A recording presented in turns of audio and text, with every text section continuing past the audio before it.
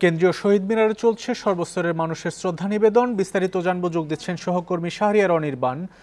শাহরিয়ার অনির্বাণ, এই মুহূর্তে মানুষের ঢল কেমন দেখছেন আর সার্বিক পরিস্থিতি জানাবেন।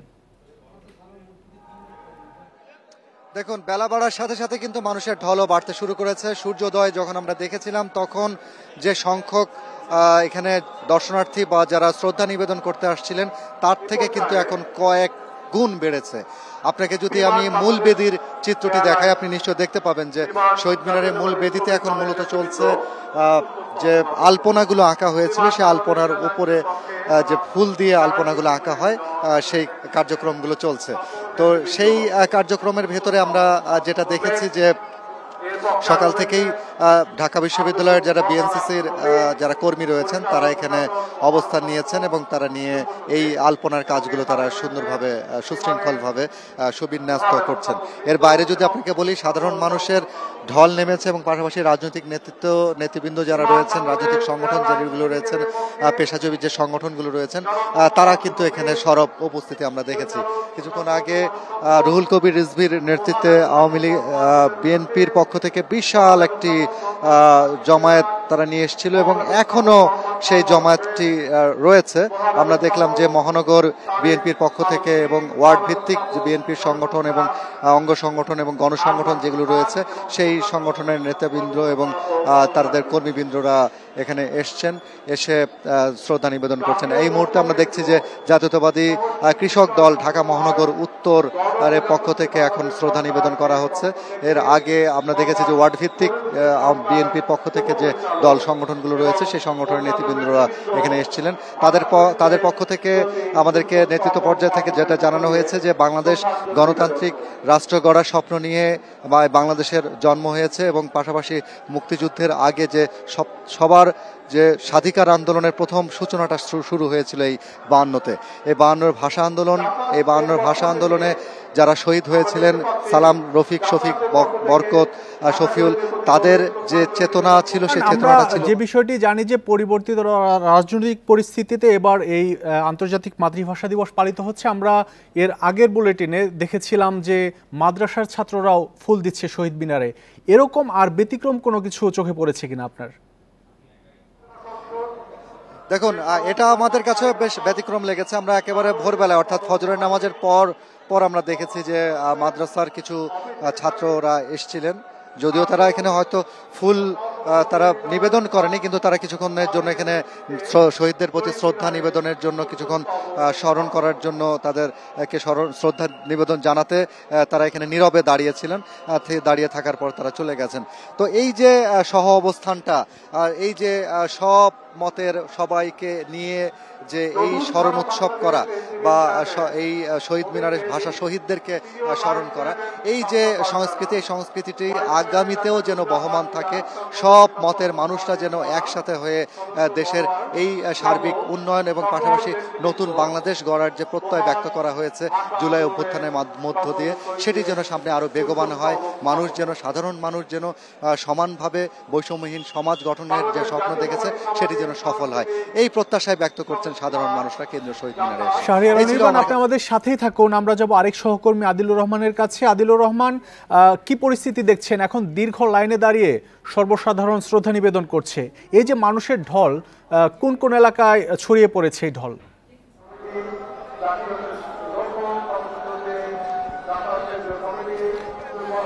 দেখুন, শাহরিয়ার অনির্বাণ যেটি আসলে বলছিলেন যে মানুষের ঢল সেই সূর্যোদয়ের পর থেকে শুরু হয়েছে, সেই ঢল কিন্তু আসলে এখনো থামেনি। আমরা যদি ধরি যে সেই 6টার পর থেকে সর্বস্তরের মানুষ, রাজনৈতিক দল, রাজনৈতিক সংগঠন, বিভিন্ন স্বেচ্ছাসেবক সংগঠন শ্রদ্ধা নিবেদন করছেন।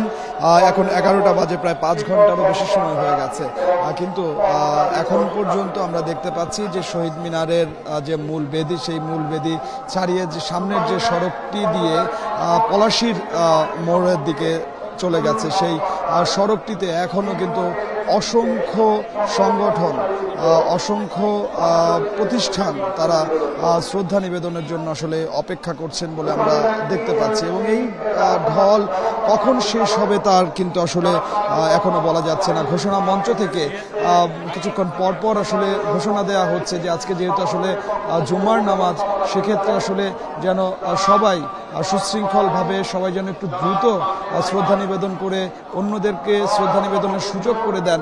কিন্তু তারপরে আসলে এত মানুষের উপস্থিতি যে কোনোভাবেই আসলে সেই ঢলটি কোনোভাবেই আসলে কমছে না। আমরা সাধারণ মানুষের সঙ্গে যখন আসলে কথা বলছিলাম, সাধারণ মানুষ যেটি বলছিলেন যে যারা বৈষম্যের বিরুদ্ধে কথা বলার শক্তি জোগালো, যারা মায়ের ভাষাকে ফিরিয়ে দিল, যারা আত্মমর্যাদা প্রতিষ্ঠা করতে শেখালো, তাদেরকে আসলে কিভাবে ভুলে থাকা যায়, তাদেরকে শ্রদ্ধা নিবেদন করতে এসে কিভাবে আসলে ক্লান্তি আসে। তো দীর্ঘ সময় রোদের মধ্যে আদিলুর রহমান, এই যে মানুষের ঢল দেখছি যারা শ্রদ্ধা জানাচ্ছেন, তাদের মধ্যে বেশিরভাগ দেখছি তরুণ, বিভিন্ন শিক্ষা প্রতিষ্ঠানের শিক্ষার্থী, তাদের বক্তব্য যদি একটু জানাতেন, তারা কি বলছেন?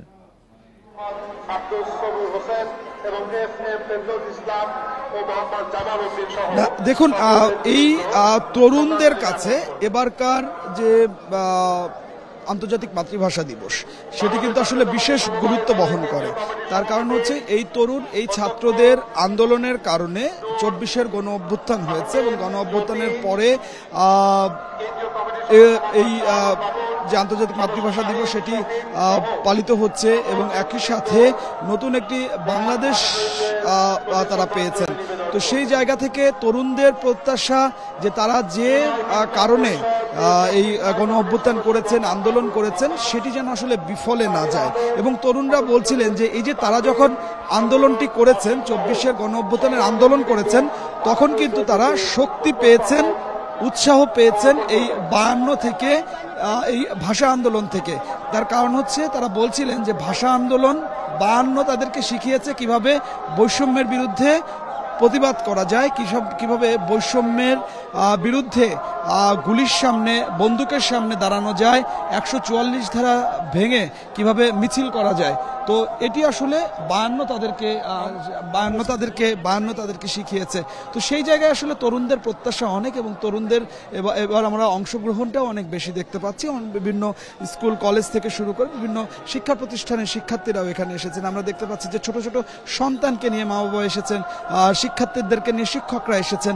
তাদেরকে 52 আন্দোলন সম্পর্কে, মাতৃভাষা সম্পর্কে বলা হচ্ছে এবং কিভাবে আসলে একটি দেশের ভাষা প্রতিষ্ঠিত হলো, সেই বার্তাগুলো আসলে তাদেরকে দিয়ে দেওয়া হচ্ছে। তো সব মিলে যেটা আসলে বলা যায় যে এই যে মানুষের যে শ্রদ্ধা নিবেদন, এটি আরো অনেকটা সময় ধরে চলবে। তার কারণ আমরা এখনো অপেক্ষমান যাদেরকে দেখছি, সেই দীর্ঘ লাইনটি শেষ হতে আরো সময় লাগবে। তো আমার কাছে কেন্দ্রীয় শহীদ মিনারের সর্বস্তরের মানুষের ঢল নেমেছে শ্রদ্ধা জানানোর জন্য, সেই খবর জানাচ্ছিলেন আমাদের সহকর্মী আদিলুর রহমান।